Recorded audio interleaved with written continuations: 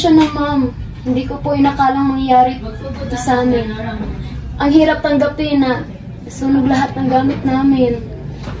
Walang anuman po, ma'am. Ang mahalaga ay walang nangyayari sa inyo. At ang importante ay hindi sila nasaktan at walang nasaktan.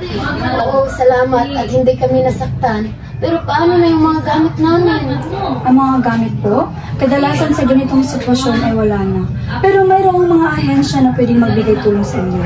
Kung mayroong mga importanteng dokumento o alahas, maaaring sa bahay, mga parte ng bahay na pwedeng ma-retrieve, depende po sa kalagayan.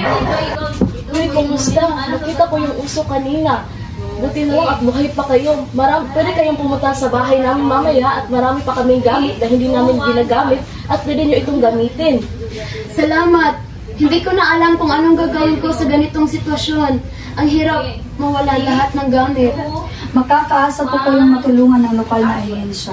Mayroon po mga shelter o ayuda na binibigay sa mga nasilugan. Kung maaari po, ipapaalam po sa kanila ang sitwasyon niyo. Tama, huwag kayong mag-alala dahil tutulungan namin kayo kung ano man ang inyong kinakailangan, pagkain man yan o damit o kahit ano pa ay nandito lang kami dahil kayong lahat ay magkakapitbahay. Maraming salamat po sa inyo. Hindi ko po alam kung anong gagawin. Mabuti na lang at meron kami mabubuting kapitbahay na katulad niyo. Walang anuman po, sana'y makarecover kayo kaagad. Ang importante sa ngayon ay manatili kayong kalmado. Mayroon kami mga tamang proseso na ginagawa sa ngayon para kayo ay matulungan.